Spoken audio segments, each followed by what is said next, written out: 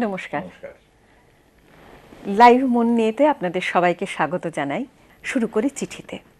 অমিত, প্রথম চিঠি মেমারি থেকে। হ্যাঁ, আমরা মেমারিতে থাকি। আমি এবং আমার স্ত্রী দুজনেই স্বাস্থ্য দপ্তরে কর্মরত। আমাদের সমস্যা দুই ছেলেকে নিয়ে। বড়টির বয়স 6.5, ছোটটির 2.5। বড় ছেলে হওয়ার পরে একরকম স্ত্রীর অমতেই ছোটটির জন্ম।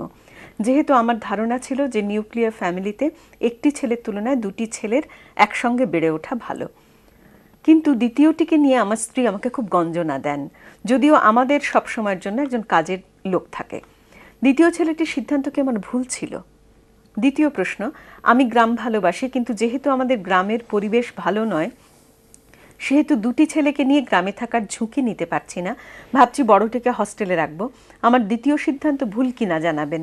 সাধারণ স্কুল আছে, কিন্তু সেগুলো মিশনের সমগোত্রীয় নয়। প্রসঙ্গত জানাই, আমার বড় ছেলেটি শান্ত, ছোটটি একেবারে বিপরীত। বড়টির ব্যাপারে হস্টেলে রাখলে সেপারেশন অ্যাংজাইটির সম্ভাবনা আছে কিনা যদি বলেন। প্রথম কথা যেটা, যে দুটি বাচ্চা হয়েছিল তার, হ্যাঁ, দুটি বাচ্চার মধ্যে বছর চারেকের তফাৎ, এটা ঠিকই আছে। মানে আমরা সবসময় মনে করি একটি বাচ্চার তুলনায় একটা সংসারে যদি দুটো বাচ্চা থাকে তাদের বেড়ে ওঠাটা অনেক বেশি স্বাস্থ্যকর হয়, মানে স্বাস্থ্যসম্মত হয়, অনেক সুস্থভাবে তারা বেড়ে ওঠে। তো সেদিক থেকে ডিসিশন ঠিক আছে। কেমন এখন উনি বড় ছেলেটিকে পড়াশুনোর কারণে একটা ভালো স্কুলে, একটা মিশনে কিংবা একটা একটা হোস্টেলে রাখতে চান, সেটা তো কিছু বলার নেই। যদি ভালো স্কুল না থাকে গ্রামে, তাহলে যদি তিনি একটা ভালো শহরে কোথাও পড়াতে চান, এটা পড়ানো হয়। মানে সেখানে সেপারেশন অ্যাংজাইটি কিন্তু হবে, এতে কোনো সন্দেহ নেই। একটা 6 বছরের বাচ্চা বাবা মাকে ছেড়ে, অনেক বেশি বয়সের মানুষরাই বাবা মাকে ছেড়ে গিয়ে থাকতে গিয়ে তাদের অসুবিধা হয়। তো একটা 6 বছরের 6.5 বছরের বাচ্চার তো হবেই, এবং সে ডেফিনেটলি তার বাবাকে, মাকে, তার ভাইকে মিস করবে, এবং তার জন্য তার একটা কষ্ট হবে। এটার জন্য কি ওকে আগে থেকে কিছু প্রস্তুত করে দেওয়া দরকার আছে? প্রস্তুতিটা না, আমার মনে হয় সেটা খুব একটা বড় ব্যাপার নয়, কারণ না ওটা আমার মনে হয় যেটা যে উনি মানে ও আস্তে আস্তে শিখে নেবে। হ্যাঁ, সেটা আলাদা করে বাবা তুমি বাইরে যাচ্ছ এখন থেকে মনটাকে শক্ত করা, আমার মনে হয় এটা খুব জরুরি ব্যাপার নয়। সেখানে থাকবে, তার একটু অসুবিধা হবে, তারপর আস্তে আস্তে সে মানিয়ে নেবে, বন্ধু বান্ধব পাবে। তবে আমার মতে সেটা যদি অ্যাভয়েড করা যায়, যদি সংসারে রাখা যায়, পরিবারে রেখে একটা বাচ্চাকে বড় করা যায়, তবে তার মধ্যে অনেকগুলো গুণ তৈরি হয় যেগুলো খুব দরকার আর কি। পরিবারের একসঙ্গে থেকে বড় হওয়াটা অনেক সুস্থ আর কি, এটাই বলবো। আচ্ছা, আর একটা কথা বলি, ধরুন দুই ছেলে, বলছেন একেবারে বিপরীত। তো দুই ছেলেকে যদি একজনকে হস্টেলেই রাখেন, আরেকজনকে অল থ্রু বাড়িতে রাখেন, এতে কি কোনো সমস্যা হয়? তাতে সমস্যা একটা হতে পারে যে ছোট ছেলেটি হয়তো বেশি ওভার প্রোটেকশন পাবে, বাবা মা তাকে বেশি তার দিকে নজর দেবে, এবং তার ফলে এমন হতে পারে, প্রথম কথা বড় ছেলেটি হতে পারে বাবা মা আমাকে ভালোবাসে না, ছোট ভাইকে বেশি ভালোবাসে, তার জন্য আমাকে আলাদা করে দিয়েছে। এটা তারা অনেকেই ওর বয়সেও বুঝতে পারবে না যে ওর পড়াশোনাটা কত ইম্পর্টেন্ট, ওর বড় হওয়ার জন্য এটা করা। তো ও মনে করবে যে ও বোধহয় কোনো দুষ্টুমি করেছিল, কোনো অন্যায় করেছিল, তার জন্য তাকে শাস্তি দেওয়া হয়েছে, এবং ছোট ভাইকে বেশি ভালোবাসে। এইরকম একটা রেষারেষি থেকে কিন্তু নানা রকম মানুষের সমস্যা হতে পারে। আবার ছোটটির ক্ষেত্রেও হতে পারে যে আমি একাই ভোগ করব, ঠিক আছে আমি একাই, তাহলে এই জায়গাটা থেকে একটা সম্ভাবনা থাকে। সে যদি ওভার প্রোটেক্টেড হয়, তখন তাকে যদি বেশি বাবা মা আঁকড়ে ধরে, একটা মাত্র ছেলে বাড়িতে আছে বলে, তাতেও তার ক্ষতি হতে পারে। এটা তো একটা ক্ষতি হওয়ার দিক নিশ্চয়ই আছে। আচ্ছা, পরের চিঠি লিখছেন যে আমার বয়স 22 বছর, আর্ট কলেজের ছাত্র। আমার কিছু সমস্যা আছে। আমি মানসিক দিক দিয়ে খুবই দুর্বল। পড়ার সময়, কাজের সময় অন্য চিন্তা মনে আসে। এই দুর্বলতার কারণ কয়েকটি ঘটনাকে কেন্দ্র করে। আমি একবার নিজের চোখের সামনে একটি লোককে ট্রেনে কাটা পড়তে দেখেছি।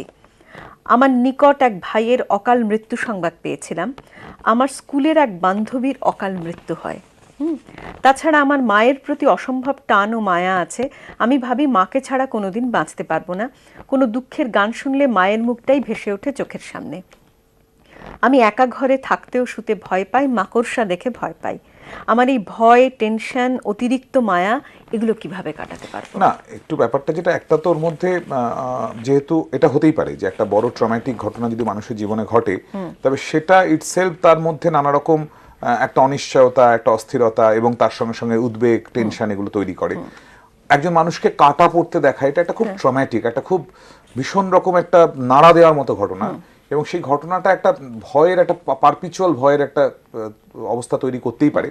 ও একটু ইনসিকিউরিটিতে ভোগে, তো বোঝা যাচ্ছে ওর একটা মানে একা থাকা, মাকড়সার ভয় বলছে, বা একা ঘরে থাকার ভয়, তো এই অন্ধকারের ভয়, এগুলো সাধারণত একটা যার মধ্যে অ্যাংজাইটি খুব বেশি, যে ভাবে যে সে একা, মানে তার একটা কোনো ক্ষতি হতে পারে, একটা কোনো এই ধরনের আশঙ্কা থেকে এই ধরনের ভয় আসতে পারে। ওর মধ্যে একটা ডেফিনেটলি একটা ওর মধ্যে অ্যাংজাইটি রয়েছে, যেটাকে আমি বলবো খানিকটা ইনসিকিউরিটি থেকে তৈরি হয়েছে। সেই ইনসিকিউরিটির জায়গাটা খুঁজে বার করা, ও নিজেকে যথেষ্ট শক্ত মনে করে না, একটু মনের দিক থেকে দুর্বল, সেই জায়গাটা একটু বোঝার দরকার আছে। আচ্ছা আচ্ছা, তাহলে আপনি কি বলছেন যে মানে ওকে নিজেকেই সেটা ইয়ে করতে না, হবে আমি না? বলছি ও এটা বুঝতে হবে যে এই যে ব্যাপারটা, এই ভয়গুলো অমূলক, এগুলো সত্যি সত্যি এর তো কোনো ভিত্তি নেই। মাকড়সা ভয় পেয়ে কোনো লাভ নেই, এগুলো যদি মাকড়সা তো কামড়ে দিলে লোকে মরে যাবে না, তার বিষটি, সেগুলো ঠিক কথা নয়। কোথায় সাউথ আমেরিকায় কোথায় এক ধরনের মাকড়সা পাওয়া যায় যাদের একটু বিষ আছে। মাকড়সা সত্যি সত্যি খুব নিরীহ একটা পোকা আর কি, একটা তো তাকে ভয় পাওয়ার কোনো কারণ নেই, এটা মাকড়সা সত্যি কোনো ক্ষতি করতে পারে না। তো সেটা মাথায় রাখলে মাকড়সার ভয়টা কাটিয়ে ওঠা। আসলে আমি আবার বলেছিলাম, ভয় তাড়াতে গেলে ভয়ের মধ্যে রাখাটা একটা বড় ব্যাপার। যে একা ঘরে শুতে ভয় পায় তাকে একা ঘরে শোয়াতে অভ্যস্ত করতে হয়। আজ এই পর্যন্তই, নমস্কার।